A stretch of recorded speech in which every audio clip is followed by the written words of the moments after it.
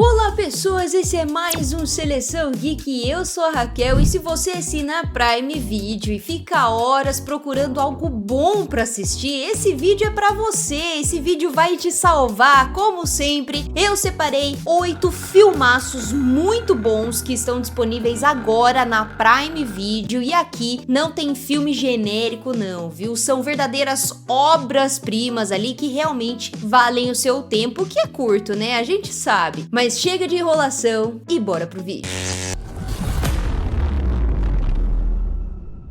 Se você acha que essa é só mais uma história estilizada sobre um criminoso carismático, pode esquecer, viu? O Bom Bandido, disponível na Prime Video, é baseado na história real de Jeffrey Manchester, conhecido como Roofman, um veterano do exército que virou assaltante e ficou famoso por invadir estabelecimentos pelo telhado, mas sempre mantendo uma postura quase educada demais para um criminoso. E é justamente aí que o diretor Derek Cianfrance entra com força. Quem conhece o trabalho dele em Namorados para Sempre ou O Lugar Onde Tudo Termina, sabe que ele não está interessado em glamourizar nada. Ele gosta de personagens quebrados e aqui não é diferente disso. O que poderia ser uma comédia vira um estudo melancólico sobre fracasso, pertencimento e auto-engano. O filme não romantiza o crime, pelo contrário. Cada assalto parece um erro emocional antes de ser um crime propriamente dito. Jeffrey é carismático, mas profundamente deslocado. Um homem treinado para a guerra que não sabe viver em paz. E o segundo ato, ambientado dentro de uma loja Toys R Us, onde ele se esconde por meses, é simplesmente brilhante. Como metáfora mesmo, viu? É quase uma prisão colorida, um limbo entre inocência e delinquência. A parte visual desse filme aposta numa textura granulada, câmera próxima, íntima. Você sente que tá invadindo a vida dessas pessoas. E o grande acerto pra mim foi a escolha do Channing Tatum. Ele entrega uma atuação contida, melancólica, com momentos de doçura que contrastam com as escolhas erradas do personagem. E Kirsten Dunst traz uma fragilidade silenciosa que deixa tudo ainda mais humano. Não é um filme explosivo, é um drama sobre alguém que acredita que pode recomeçar, mas nunca consegue fugir de si mesmo, viu? E já aviso, você começa torcendo por ele e termina refletindo sobre tudo que levou até ali. Se o Bom Bandido, gente, mostra o lado melancólico do sonho americano, o próximo filme pega esse mesmo país consumista, caótico e obcecado por tradição e transforma tudo isso em um banho de sangue. E aqui a gente muda completamente de tom. Dirigido por Eli Roth, Feriado Sangrento é um slasher que entende perfeitamente o que fez o gênero funcionar nos anos 80. Mas também sabe que a gente passou de 2020, viu? A premissa é deliciosa. Depois de uma Black Friday sair completamente do controle em uma pequena cidade, um ano depois surge um assassino mascarado vestido como John Carver, uma figura histórica do Dia de Ação de Graças. Decidido ali a se vingar de todos os envolvidos naquele caos consumista. E já na sequência de abertura, o filme deixa claro que não tá aqui pra brincar não. A cena da histeria coletiva na loja é brutal, ela é ácida e funciona como crítica direta ao consumismo desenfreado. E Eli Roth usa o gore não só pelo choque, mas como ferramenta de sátira. O que torna o filme interessantíssimo pra mim é que ele mistura 3 coisas ao mesmo tempo. A estrutura clássica do slasher, um whodunit bem construído e uma crítica social atual envolvendo redes sociais, likes e espetacularização da tragédia. O assassino John Carver é icônico. A máscara é simples, mas é memorável. E o roteiro brinca o tempo todo com a dúvida: quem está por trás daquilo, viu? Ao mesmo tempo, o filme presta homenagem a clássicos como O Massacre da Serra Elétrica e Pânico, por exemplo, mas sem cair na nostalgia preguiçosa. As mortes são super criativas, exageradas na medida certa e o clímax envolvendo uma mesa de jantar e um forno é um dos momentos mais sádicos e inventivos do terror recente. O mais curioso é que, apesar de toda a violência gráfica, Feriado Sangrento é um filme extremamente divertido, viu? Ele sabe equilibrar humor ácido, tensão e brutalidade sem virar paródia. E sim, ele tem potencial real de virar franquia mesmo, viu? E se Feriado Sangrento transforma o Dia de Ação de Graças em um banquete de gore e sátira, o próximo filme vai fazer exatamente o oposto. Aqui, o impacto não vem do susto, não, vem da emoção. Pode preparar o seu lencinho, viu? Como Eu Era Antes de Você é aquele tipo de romance que muita gente acha que já sabe como termina, mas ainda assim se entrega, viu? Baseado num best-seller aí, o filme acompanha Louisa Clark, uma jovem cheia de energia, e Will Traynor, um jovem que ficou tetraplégico após um acidente e perdeu completamente o entusiasmo pela vida. Sim, a estrutura é clássica. E sim, ele segue a cartilha do romance dramático. Mas o que diferencia esse filme é a maneira como ele trata o amor. Aqui o amor não é cura mágica, não resolve tudo, não apaga a dor, ele transforma, mas não salva. A direção de Thea Sharrock é delicada. Aposta em closes em uma fotografia quente que contrasta com o estado emocional de Will. E o roteiro, escrito pela própria autora do livro, mantém diálogos cheios de humor e humanidade. O grande trunfo, no entanto, pra mim, tá no elenco, viu? Emilia Clarke traz uma leveza quase contagiante pra Louisa. Ela poderia cair na caricatura da personagem excessivamente fofa, mas consegue equilibrar vulnerabilidade e crescimento ao longo da história. E Sam Claflin entrega uma atuação extremamente contida, trabalhando praticamente só com expressão facial e voz. Ele evita transformar o Will em objeto de pena, e isso é fundamental para o impacto do filme. O terceiro ato, pra mim, é devastador. Não porque é inesperado, mas porque é honesto com as decisões do personagem. É um filme sobre escolha, sobre dignidade, sobre entender que amar alguém não significa controlar o destino dessa pessoa. Esse filme não é revolucionário, não reinventa o gênero, mas eu acho um filme sincero, emocionalmente eficaz e sabe exatamente o que tá fazendo ali. E sim, pra mim, esse filme é impossível sair completamente ileso dele, viu? E se Como Eu Era Antes de Você fala sobre amor, escolha e transformação, o próximo filme fala sobre algo muito mais incômodo, viu? Controle, manipulação e o que acontece quando uma mulher se recusa a aceitar o papel que a sociedade desenhou para ela, viu? Reda é uma reimaginação da clássica peça Henrik Ibsen e é dirigida por Nia da Costa. Mas já aviso, isso aqui não é um drama de época convencional, não. A história acompanha a Reda, recém-casada, vivendo em uma mansão luxuosa que deveria simbolizar estabilidade, mas que, na verdade, funciona como uma prisão elegante. Desde os primeiros minutos, o filme deixa claro que estamos diante de uma personagem super inquieta. Reda não quer ser apenas a esposa de, ela carrega o sobrenome do pai com orgulho e existe uma tensão constante entre quem ela foi e quem esperam que ela seja. Visualmente, o filme é deslumbrante, gente. A direção de arte transforma a casa quase em um personagem. Cada cômodo parece sufocar Reda um pouco mais. A fotografia aposta em texturas, em closes intensos, principalmente nos olhos de Tessa Thompson, que entrega, gente, aqui uma atuação magnética, ela tá incrível. Reda é manipuladora? Sim. É cruel em alguns momentos? Também é, viu? Mas o filme não está interessado em julgá-la, e sim em mostrar o vazio e a frustração que movem suas ações. O roteiro constrói um jogo de poder envolvendo desejo, rivalidade acadêmica e relações mal resolvidas do passado. Tudo acontece praticamente dentro da mansão, o que dá ao longo uma atmosfera quase claustrofóbica, teatral, mas ao mesmo tempo moderna na energia. É um suspense social elegante que mistura intriga, sexualidade reprimida e disputa por controle. Talvez ele não seja um filme emocionalmente confortável, viu? Mas é sofisticado, provocador e visualmente marcante. É o tipo de filme que pra mim não entrega respostas fáceis, sabe? Ele provoca você e deixa ecoando depois dos créditos ali na sua cabeça, ó, por um bom tempo, viu? E se Reda prende seus personagens dentro de uma mansão luxuosa, sufocados por convenções sociais, o próximo filme faz o oposto disso. Ele coloca um homem completamente sozinho em uma Nova York vazia e transforma o silêncio em terror. Baseado no livro de Richard Matheson, Eu Sou a Lenda é um dos filmes pós-apocalípticos mais populares dos anos 2000, né? E continua sendo uma ótima pedida que tá lá na Prime Video. A premissa é simples e poderosa. Um vírus criado para curar o câncer sofre mutação e praticamente extermina a humanidade. Robert Neville, interpretado por Will Smith, é aparentemente o único sobrevivente imune, vivendo isolado em uma Nova York completamente abandonada.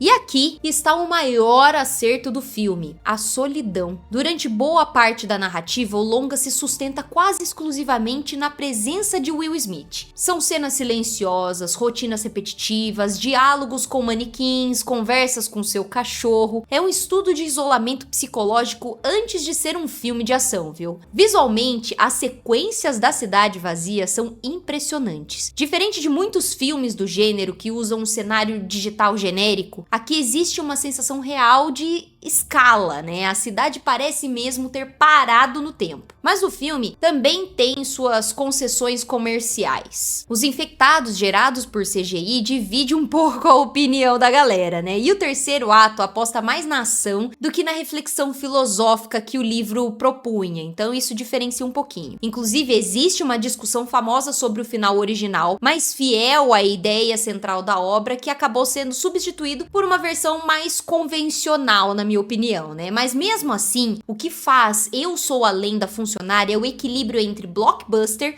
e drama humano. A cena do laboratório com um cachorro, pra mim, gente, foi devastadora. Tudo que envolve cachorro pra mim é devastador, né? E há uma mensagem interessante sobre arrogância científica e as consequências da interferência humana na natureza. Não é um filme perfeito, mas é um filme super eficiente, tenso e emocionalmente mais forte do que muita gente lembra, viu? E sim, depois que escurece, o filme muda completamente de energia. Gente, eu gostei bastante desse filme, eu achei muito interessante, eu achei divertido de assistir, por mais que seja lento em algumas partes, e eu gostei da escolha do Will Smith também. Eu acho que é uma boa dica aí, eu acho que vale a pena dar uma conferida nele, viu? E se Eu Sou a Lenda mostra o que acontece quando o mundo acaba, o próximo filme mostra o que acontece quando o mundo invade a sua casa, e provavelmente foi o responsável por você ter medo de jogos de tabuleiro na infância.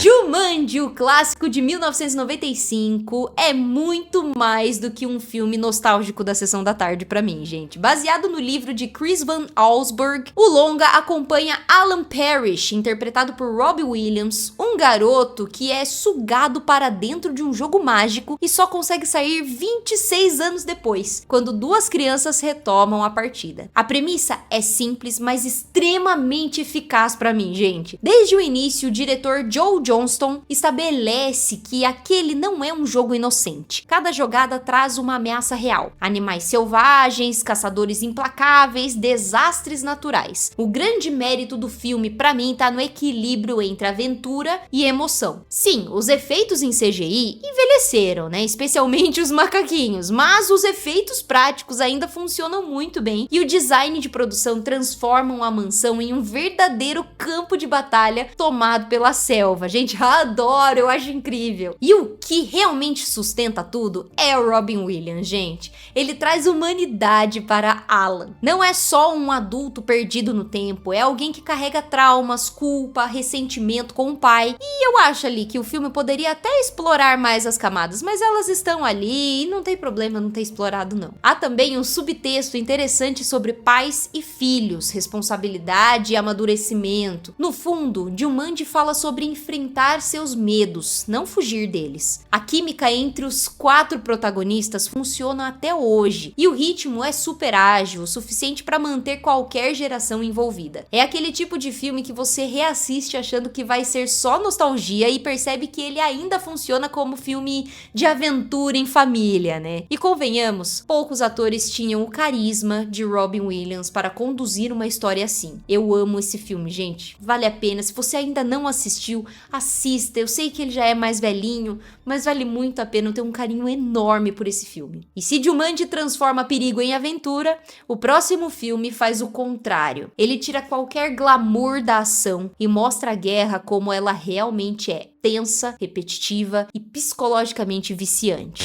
Dirigido por Kathryn Bigelow, Guerra ao Terror não é um filme de guerra tradicional, gente. Ele não está interessado em heroísmo épico ou patriotismo inflado. Aqui a guerra é mostrada como rotina de trabalho. A história acompanha uma equipe especializada em desarmar bombas durante a Guerra do Iraque, liderada pelo sargento William James, interpretado por Jeremy Renner. E o que torna o filme tão impactante é a forma como ele constrói tensão. Cada missão parece bem simples, desarmar um explosivo, mas qualquer esquina, qualquer janela, qualquer saco de lixo pode ser uma ameaça. A câmera na mão, o estilo quase documental e a montagem nervosa criam uma sensação constante de paranoia. Kathryn Bigelow transforma o ato de cortar um fio numa sequência mais tensa do que muitos blockbusters inteiros ali, viu? Mas o ponto central não é a explosão, é o vício. O filme abre com uma frase que diz que a guerra é uma droga. E o personagem de Renner encarna exatamente isso. Ele é competente, corajoso, mas também impulsivo, quase autodestrutivo. Existe uma cena emblemática no supermercado quando ele volta para casa e parece completamente deslocado diante de prateleiras infinitas de cereal. Ali fica claro, alguns homens sobrevivem à guerra fisicamente, mas não emocionalmente. O longa tem uma estrutura episódica, quase como se